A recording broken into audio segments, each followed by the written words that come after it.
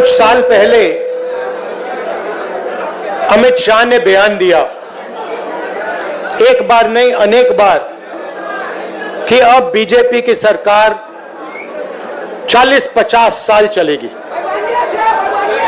हाँ, और मैं सोच रहा था कि यह व्यक्ति कैसे कह सकता है, इसको कैसे मालूम कि बीजेपी की सरकार 40-50 साल चलेगी। हम सब राजनेता हैं, जनता क्या करेगी, जनता के दिल में क्या होता है, जनता ही जानती है। तो ऐसा बयान देना कि अब हमारी सरकार 40-50 साल चलेगी, यह अजीब सा बयान है। और उस टाइम मैंने सोचा था कि इसको कैसे मालूम कि 40-50 साल के लिए सरकार चलेगी। और अब सच्चाई पूरे देश के सामने आ गई है। वो ये बात इसलिए कह सकते हैं कि वो वोट चोरी करते हैं, और ये चोरी इन्होंने अभी नहीं चालू की। मैं आपको बता रहा हूं, एक दिन ये आएगा बाहर। ये चोरी सालों से हो रही है। ये चोरी गुजरात में पहले शुरू हुई, उसके बाद 2014 में नेशनल लेवल पे आई, उसके बाद चुन चुनकर ये लोग स्टेट जीतते हैं और हरवाते हैं। और ये बात मैं नहीं कहता था क्योंकि मेरे पास सबूत नहीं था, क्योंकि मैं आमतौर से ऐसे मंच पर मैं झूठ नहीं बोलता हूं। मैं वही बोलता हूं जो सच है, जिसके बारे में मुझे पूरी जानकारी है। इसलिए मैंने बहुत सालों, मुझे लगा और आप सबको भी लगा, मुझे लगा कि कुछ ना कुछ गड़बड़ है। मगर हम जिम्मेदार राजनेता हैं, तो मैंने कहा जिस दिन तक सबूत नहीं मिलेगा उस दिन तक मैं खुलकर नहीं कहूंगा कि वोट चोरी हो रही है। और फिर क्या होता है, महाराष्ट्र और हरियाणा के चुनाव आते हैं, सबसे पहले डेट बदल देते हैं, चुनाव की डेट बदल देते हैं। जो इलेक्शन कमीशन को चुनने का तरीका है, मैं मोदी जी के साथ बैठा हूं, मैं आपको बताता हूं चुनने का क्या तरीका है। चुनने का तरीका है, प्रधानमंत्री डिसाइड करता है इलेक्शन कमिश्नर कौन बनेगा। वहां पे विपक्ष के नेता को बैठा देते हैं, वो सीधा कहते हैं भैया हमें लग रहा है कि इस आदमी को बनना चाहिए, विपक्ष का नेता रोक नहीं सकता। फिर 2023 में, भैया शांत हो जाए, 2023 में बीजेपी ने एक नया कानून बनाया। क्या था कि इलेक्शन कमिश्नर पर कोई केस नहीं लगाया जा सकता है। आप सोचिए, हिंदुस्तान के सब नागरिक पर केस लगाया जा सकता है। आप कुछ गलत करो, पुलिस आ जाएगी, एफआईआर हो जाएगा। 2023 तक इलेक्शन कमीशन और इलेक्शन कमिश्नर पर केस किया जा सकता था। 2023 में छुपे बीजेपी ने कानून बदला। नया कानून कहता है कि इलेक्शन कमिश्नर पर कोई जुडिशियल कार्रवाई नहीं की जा सकती, कोई केस नहीं लगाया जा सकता। अब आप पूछिए अपने आप से कि यह कानून क्यों बनाया गया? चोरी करवाने के लिए, कि ये लोग बिना डरे चोरी कर पाए। तो महाराष्ट्र में इन्होंने क्या गलती की, ये थोड़ा ज्यादा कर दिया। गलती से ये डरे हुए थे, तो इन्होंने कहा कि भैया महाराष्ट्र का चुनाव है, हरियाणा का चुनाव है, इसको जीतना है। इन्होंने चोरी थोड़ी ज्यादा कर दी, हमने पकड़ ली। जैसे अगर कोई आपके बटुए से 10 रुपए चोरी करे, शायद आपको पता ना लगे, मगर अगर एक दिन आपके बटुए में से 1000 रुपए गायब हो गए तो आप कहोगे भैया ये तो किसी ने चोरी की है। यही हुआ हरियाणा में और महाराष्ट्र में। महाराष्ट्र में आप सुनिए, महाराष्ट्र में लोकसभा में हमारी पार्टी जीतती है, स्वीप करती है, ज्यादा से ज्यादा सीटें महाराष्ट्र में हमारा गठबंधन जीतता है।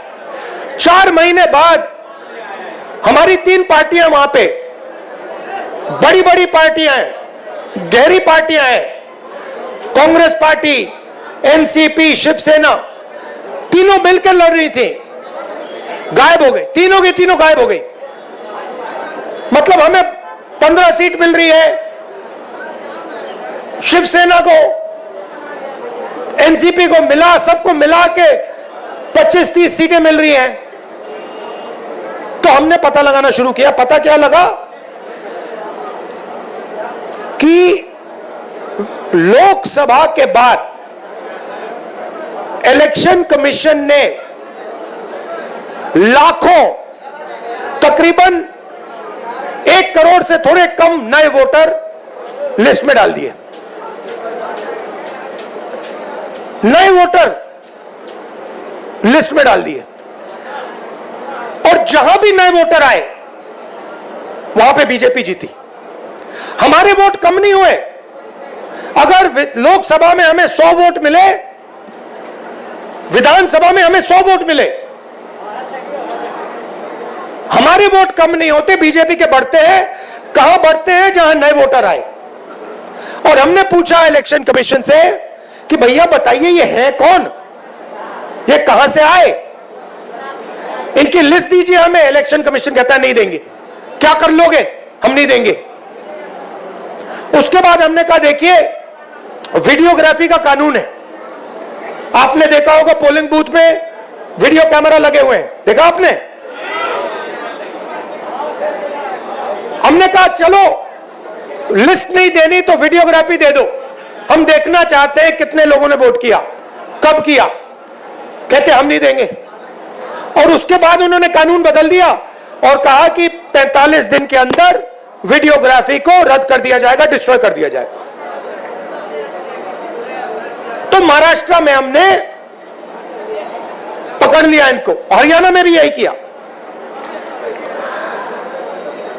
फिर मैंने क्या किया, मैंने कांग्रेस पार्टी के हमारे जो लोग हैं उनसे कहा कि एक काम करो, कर्नाटक में एक सीट में जाकर गहराई से देखो हुआ क्या।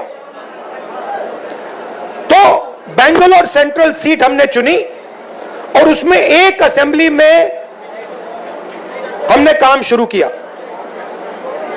कागज की लिस्ट थी, 8 फुट कागज के, मतलब इतने बड़े, 200-300 किलो के लिस्टें थी कागज की। उसमें क्या करना है? आपका नाम क्या है? हाँ आपका नाम? हाँ, उसमें क्या करना पड़ा हमें? मोहम्मद अख्तर जी का चेहरा लाखों दूसरे चेहरों से फोटोग्राफ को मिलाना पड़ा। मतलब इनकी फोटो देखी और हर फोटो से मिलानी पड़ी। इनका नाम देखा, हर नाम से मिलाना पड़ा। इनका एड्रेस देखा, हर एड्रेस से मिलाना पड़ा। 6 महीने लगे। 30-40 लोग 16-16 घंटे काम किए। हमें पता लगा कि महादेवपुरा असेंबली में 1 लाख फर्जी वोटर थे। कोई वोटर 4-5 बार उसका नाम आ रहा है, इस बूथ में आ रहा है, इस बूथ में आ रहा है, इस बूथ में आ रहा है, उस बूथ में आ रहा है।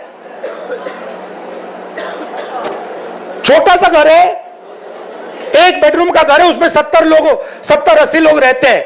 जब हमने आदमी भेजा, भाई पता लगाओ इसमें 70 लोग रहते हैं, कहते भैया यहां तो कोई रहता नहीं है, यहां तो 4 लोग रहने। 1 लाख नए वोटर इन्होंने एक असेंबली में ऐड कर दिए। अब सुनिए, अगर आप उस असेंबली को हटा दो, माधेपुर वो बेंगलोर सेंट्रल में 7 असेंबली है, अगर आप उस असेंबली को हटा दो तो 6 की 6 में कांग्रेस पार्टी जीत रही थी। अगर आप वो एक असेंबली जोड़ दो, वो जो 1 लाख वोटर ऐड किए वो सारे के सारे बीजेपी को गए और बीजेपी लोकसभा जीत गई। अब हमने प्रेस कॉन्फ्रेंस की देश के सामने, दुनिया के सामने, और दूध का दूध पानी का पानी हो गया। आप नोट करो, बीजेपी के एक नेता ने, आमतौर से हर चीज पे टिप्पणी करते हैं, मेरे प्रेस कॉन्फ्रेंस पे बीजेपी के एक नेता ने बयान नहीं दिया। मोदी जी ने एक शब्द नहीं बोला, अमित शाह ने एक शब्द नहीं बोला। जब चोर को पकड़ा जाता है, चोर बिल्कुल चुप हो जाता है। जब पुलिस वाले उससे पूछते हैं क्या किया, बिल्कुल चुप हो जाता है, कुछ बोलता नहीं हो, क्योंकि जानता है कि भैया पकड़ लिया, फंस गया। तो ये हुआ है। अब वोट का क्या मतलब है? आप कहोगे ठीक है भैया, बीजेपी वोट ले गई, वोट बढ़ा दिए, बिहार में 65 लाख वोट कम कर दिए। अच्छा, इनका तरीका मैं आपको बताता हूं। ये क्या करते हैं, ये 65 लाख वोट कम करेंगे और फिर 65 लाख वोट जोड़ेंगे, ये इनका गेम है। तो अब आप भैया माइक तो ठीक कर दो।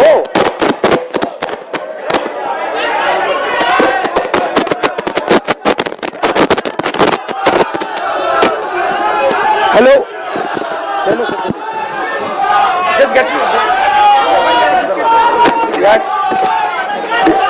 ये भैया कह रहे हैं कि हिल रहा है इसलिए बाइक नहीं चल रहा। भैया ये बिहार की क्या हालत है कि मेज हिल रही है तो माइक नहीं चल रहा। तो अब आप कहोगे ठीक है भैया, इलेक्शन चोरी कर रहे हैं तो क्या हुआ, मैं आपको बताता हूं। देखिए, इस संविधान में लिखा है कि हिंदुस्तान के हर नागरिक को 1 वोट मिलेगा। 2 नहीं मिलेंगे, 5 नहीं मिलेंगे, आधा नहीं मिलेगा, 1 मिलेगा। मतलब अगर दलित है, ईबीसी है, पिछड़े वर्ग के हैं, मुसलमान है, हिंदू है, जो भी है, 1 वोट मिलेगा, 2 नहीं, आधा नहीं। अंबानी जी का जो बेटा है उसे उतने ही वोट मिलते हैं जितने देश के सबसे गरीब बच्चे को मिलते हैं, 1। और वोट को सबसे ज्यादा किसको जरूरत होती है? आप क्या सोचते हो, अंबानी जी को वोट की जरूरत है? कोई फर्क पड़ता है उनको? वोट डाले ना डाले कुछ फर्क नहीं पड़ता। बैंक के दरवाजे उनके लिए खुले हैं, कर्जा माफ उनका खटाखट होता रहता है। उनका बच्चा कहता है भैया मुझे बिजनेस करना है, 2 मिनट में बिजनेस कर सकता है। वोट किसको चाहिए? वोट हिंदुस्तान के गरीब लोगों को चाहिए, क्योंकि इसके बिना आपके कोई अधिकार नहीं है। आजादी से पहले जब आपके पास वोट नहीं था, कोई अधिकार नहीं था। दलितों को कहा जाता था कि भैया आपको हम छुएंगे नहीं, आप यहां अपना चेहरा नहीं दिखा सकते। पिछड़ों को कहा जाता था कि भैया आपकी कोई जगह नहीं है, सरकार में कोई जगह नहीं है, शिक्षा के सिस्टम में कोई जगह नहीं है। ये सारा का सारा जो आया है, ये आजादी के बाद संविधान के कारण आया है। और संविधान क्या है? अगर जिस दिन आपने वोट खत्म कर दिया उस दिन इसका कोई मतलब नहीं रहता है। जो इसमें जो शक्ति है ये किताब नहीं है, ये हिंदुस्तान की शक्ति है, हिंदुस्तान की आत्मा की शक्ति है। वो शक्ति इसमें कहां से आती है? वोट से आती है। वोट निकाल दिया तो जो भी इसमें लिखा है उसको कोई मतलब नहीं है, क्योंकि शक्ति नहीं है उसमें, पावर ही नहीं है, दम ही नहीं है। दम वोट से आता है। अब मोदी जी ने पहले कहा, याद रखिए, ये जो आरएसएस के लोग हैं ये तिरंगा को सलूट नहीं करते थे, ये नहीं करते थे। अभी खड़े हो जाते हैं ऐसे, मगर दिल अंदर दूसरा करता है, क्योंकि ये जानते हैं कि ये जो किताब है ना, ये पिछड़ों को, ईबीसी को, दलितों को, गरीब जनरल कास्ट के लोगों को, महिलाओं को आगे बढ़ाने की किताब है, उनके अधिकार की किताब है, और वो अधिकार नहीं देना चाहते। तो ये इसको चुनाव में इन्होंने कहा, बड़े बड़े नेताओं ने कहा हम संविधान को बदल देंगे,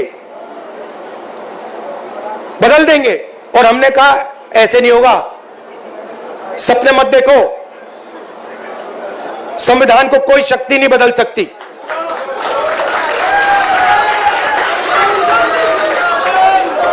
मगर हमें यह नहीं मालूम था, शक था मगर सबूत नहीं था कि ये इसको खत्म करने में लगे हुए हैं, क्योंकि ये वोट चोरी कर रहे हैं। तो हम आके यहां भाषण देंगे, मैं भाषण दे रहा हूं और मैं कहना चाहता हूं जो तेजस्वी जी ने कहा, अंबेडकर जी का सपना, गांधी जी का सपना, कर्पूरी ठाकुर जी का सपना, उसको पूरा करना चाहते हैं।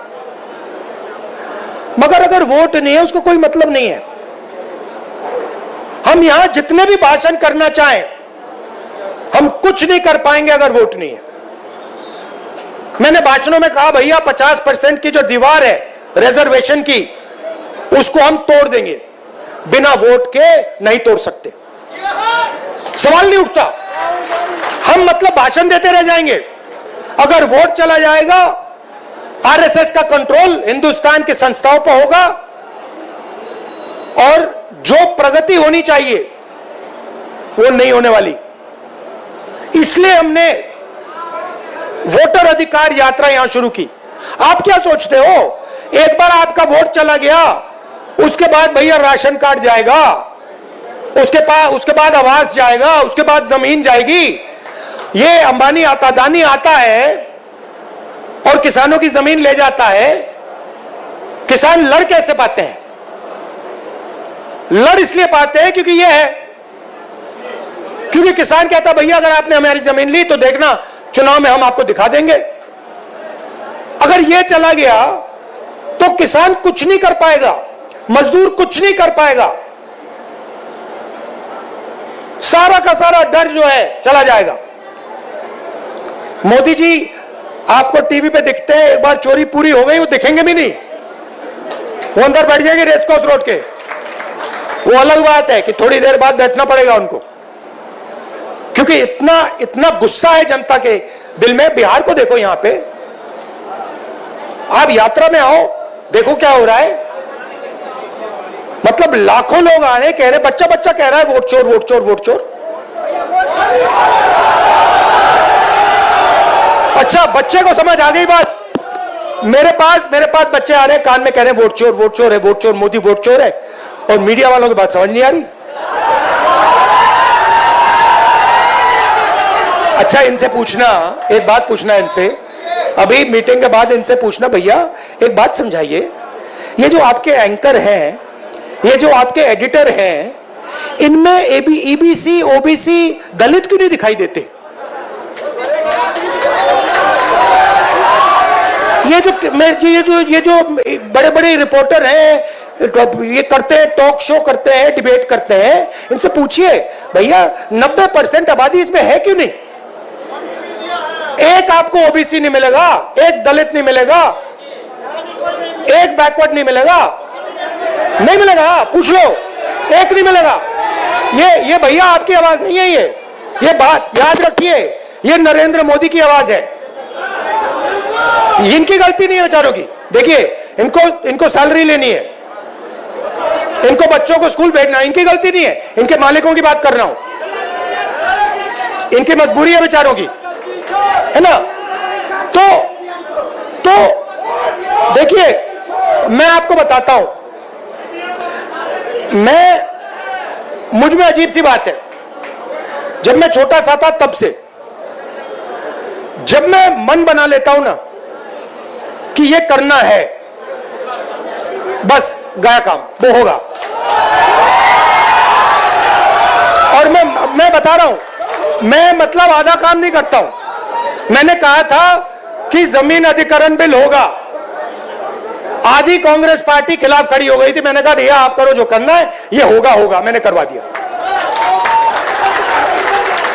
तो मेरा कहना है, एक बात आप लोग समझ लीजिए कि 90% जो लोग हैं, तकरीबन 50% बैकवर्ड कास्ट में आते हैं, उसमें ईबीसी है, ओबीसी है, तकरीबन 15% दलित है, उसमें महादलित भी है, तकरीबन 15% माइनॉरिटीज है। नहीं, बिहार की बात नहीं कर रहा हूं, देश की बात कर रहा हूं।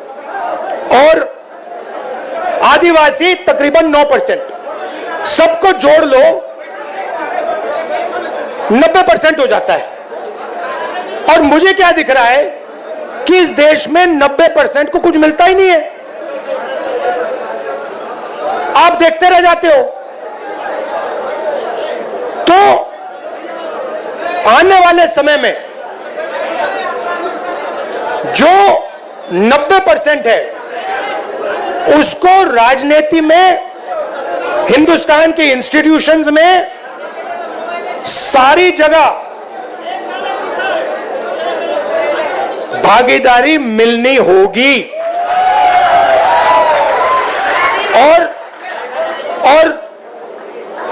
एक नए तरीके से सोचकर हमें विकास करना पड़ेगा। और मैं आपको सीधा बता देता हूं, जो मैं कहता हूं, जिस प्रकार से मैं साफ कहता हूं, मुझे मतलब मैं झिझकता नहीं हूं। जाति जनगणना, हाँ, जाति जनगणना तो फाउंडेशन है उसका।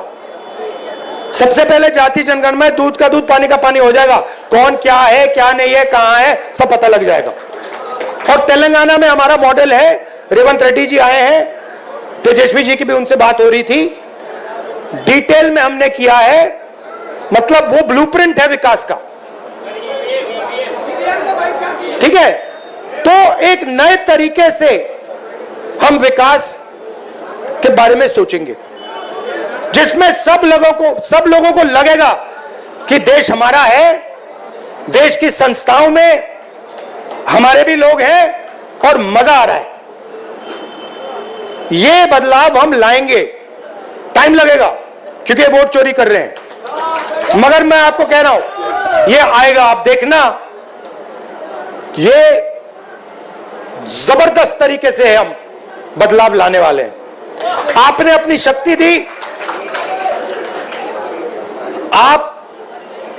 आपने ये जो क्रांति होती है ना हिंदुस्तान में, मुझे कहते थे कि हिंदुस्तान में क्रांति बिहार से आती है, मुझे कहते थे कि जो भी राजनीतिक बदलाव आता है, क्रांति आती है बिहार से आती।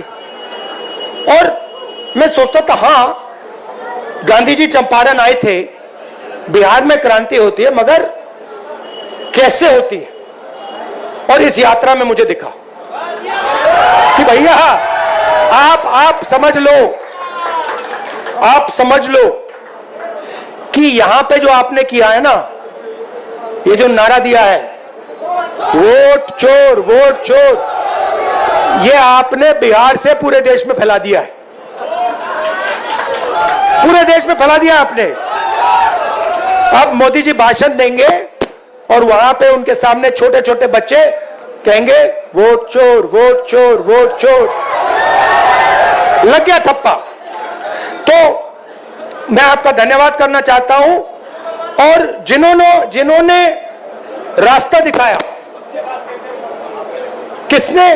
कर्पूरी ठाकुर जी ने, मंडल जी ने, अंबेडकर जी ने, गांधी जी ने, जिन्होंने हमें रास्ता दिखाया, उनका मैं दिल से धन्यवाद करता हूं। नमस्कार, जय हिंद।